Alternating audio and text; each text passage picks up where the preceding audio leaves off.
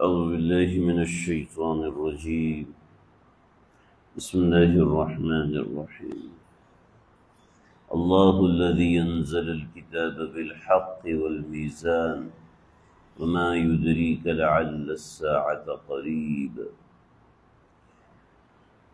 سورہ شورى کی آیت نمبر 17 ہے. اللہ رب العزت ارشاد فرما رہے ہیں اللہ الذی انزل الکتاب. اللہ وہ ذات ہے کہ جس نے کتاب کو نازل کیا، بالحق ٹھیک نازل کیا، فطرت کے عین مطابق نازل کیا، ضرورت کے عین مطابق نازل کیا، وقت کے حساب سے نازل کیا، معاملات کے مطابق نازل کیا، حقائق کے مطابق نازل کیا. بالحق میں سارے معنی آتے ہیں. والمیزان اور ترازو کو بنایا. قرآن میں 2 جگہ پر کتاب اور میزان کا ذکر ہے. دوسرا مقام سورہ حدید میں ہے، وہاں پر بھی اللہ رب العزت نے کتاب اور میزان کو اکٹھا ذکر کیا. یہاں پر بھی کتاب اور میزان کو اکٹھا ذکر کیا. وما یدریک لعل الساعۃ قریب، اور آپ کو کیا معلوم شاید کہ قیامت قریب ہو. یہ آیت نمبر 17 ہے. بہت اہم آیت، بڑی اہم چیزیں اس آیت مبارکہ میں اللہ رب العزت نے بیان فرمائی. تمام مفسرین فقہا یہاں پر یہ فرماتے ہیں اللہ الذی انزل الکتاب. کتاب سے مراد تمام کتابیں ہیں، جتنی کتابیں آسمان سے نازل ہوئی ہیں وہ کتاب برحق ہے. بعد میں اس میں تبدیلی ہوئی، تحویل ہوئی، لوگوں نے اس کے اندر تبدیلیاں کی، اپنی مرضی کی، تو وہ بعد کی کتابیں. دراصل کتابیں اصلاً آسمان سے نازل ہوئی ہیں اور ان کی اپنی کیفیت تھی، وہ بالحق نازل ہوئی، ٹھیک نازل ہوئی ہیں. چنانچہ ہم تورات پر ایمان لے کر آئے من حیث نزل. جس طرح تورات نازل ہوئی ہے بس اس حساب سے ہم اس پہ ایمان لے کر آئے. اب ضروری نہیں ہے کہ ابھی جو تورات ہے وہ بالکل برحق ہے، بالکل ٹھیک ہے، ابھی جو انجیل ہے وہ بالکل ٹھیک ہے، ابھی جو زبور ہے بالکل ٹھیک ہے، یا صحف ابراہیم کہیں موجود ہیں تو وہ بالکل ٹھیک ہے. نہیں، ایسا ہونا ضروری نہیں. لیکن اس کے ساتھ والمیزان، میزان کا سیدنا عبداللہ بن عباس رضی اللہ تعالیٰ عنہ فرماتے ہیں میزان کا مطلب ہے ترازو. میزان کا مطلب ہے ترازو، ترازو کا مطلب ہے عدل و انصاف. عدل و انصاف کا نظام مراد ہے. چنانچہ کتاب کے نزول کے مقاصد میں سے ایک مقصد یہ بھی ہے کہ اس کتاب کے ذریعے سے نظام کو نافذ کیا جائے. ایک مطلب یہ. دوسرا مطلب والمیزان کا مطلب ہے اعتدال، کہ تمام اعمال میں اعتدال رکھا جائے، تمام اعمال میں اعتدال رکھا جائے.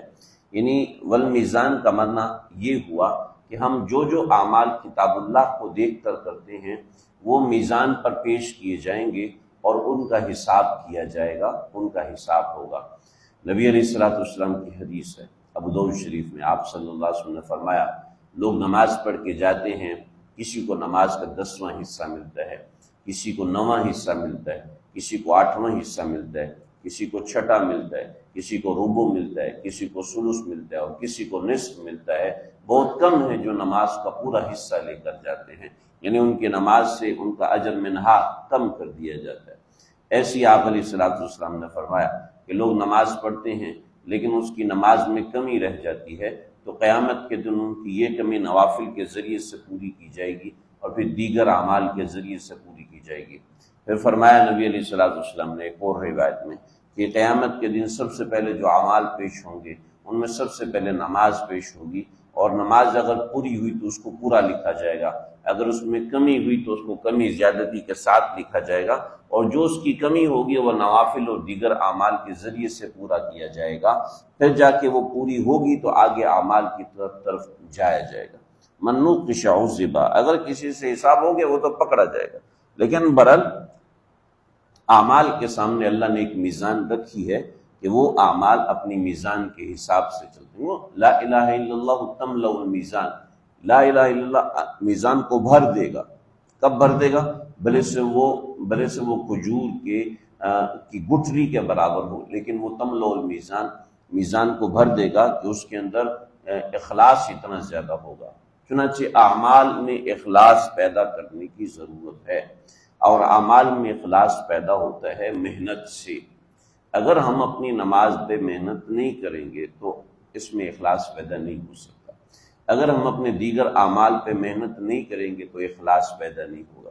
اور محنت پیدا ہوتی ہے دو چیزوں سے، ایک تصحیح نیت، بار بار نیت، بار بار نیت، بار بار نیت کی جائے، جیسے میں اور آپ آج بیٹھے ہوئے اور آج نیت کر رہے ہیں، اے اللہ ہم آج سے اپنی نماز کے اندر دوبارہ نیت کرتے ہیں کہ ہم نماز پڑھیں گے تو صرف آپ کو راضی کرنے کے لیے پڑھیں گے۔ شاید پچھلی نمازوں میں ہم بھول گئے ہوں، ہمیں یاد نہ رہا ہو، لیکن اے اللہ ہم سجدہ کریں گے تو آپ کو راضی کرنے کی نیت سے کریں گے۔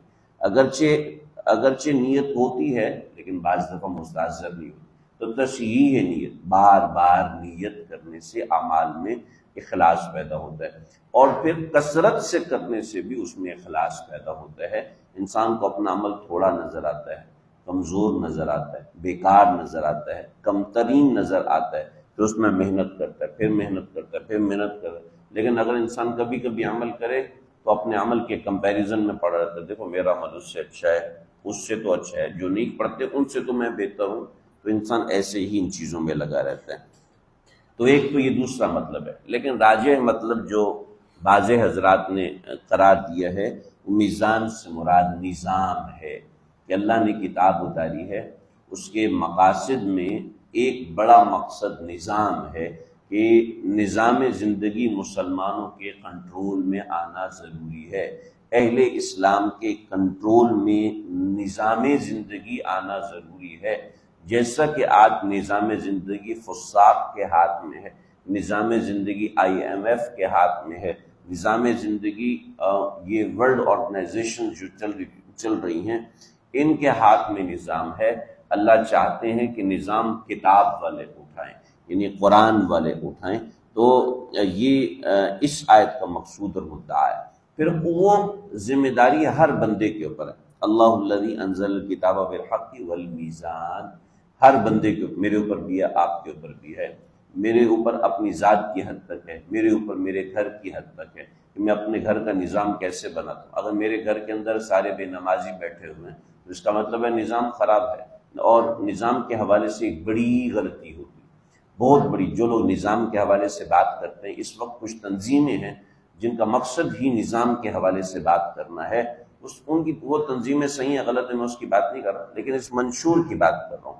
اس منشور کو نظام کو منشور بنایا ہے، اور ان کا کہنا یہ ہے کہ نماز بھی اس لیے ہے تاکہ نظام ہو جائے، اور روزہ بھی اس لیے تاکہ نظام سیٹ ہو جائے۔ نہیں، ایسا نہیں، بلکہ نظام اس لیے تاکہ نماز صحیح ہو جائے، نظام اس لیے ہے تاکہ عدل و انصاف قائم ہو، نظام اس لیے ہے تاکہ روزہ صحیح ہو جائے، نظام اس لیے تاکہ مساجد صحیح ہو جائے، نظام اس لیے، یہ نظام کے لیے نہیں ہے، یہ ذہن میں رکھیے گا۔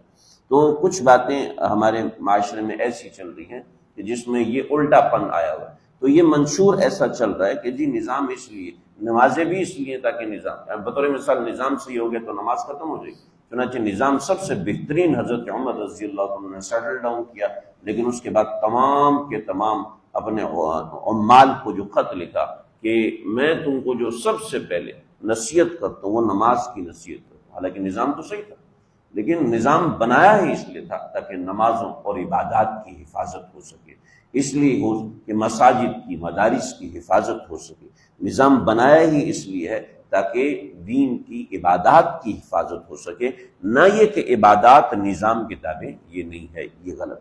چنانچہ اللہ الذی انزل الکتاب، پہلے کتاب والمیزان، نظام اس کے بعد، تو نظام دوسرے نمبر پر ہے، پہلے عبادات کو رکھا، چنانچہ نظام کی بنیاد عبادات ہیں، ایسا نہیں عبادت کی بنیاد نظام، نہ۔ تو یہ سمجھے وما یدریک لعل، چنانچہ یہاں پر سمجھ لیجیے ایک بات رہے گی کہ ہر بندے کے ذمہ اپنے گھر میں نظام بنائے، ہر بندے کے ذمہ، اپنی بیوی کے ذمہ نظام لگائے کہ تم نے بچوں کی تربیت ایسی کرنی ہے، ایسی کرنی ہے، اپنے گھر کے اوپر پردے کا نظام لاگو کرے، اپنے گھر کے اوپر شریعت کے احکام کو نافذ کرے، تو یہ ہر بندے کی ذمہ داری ہے۔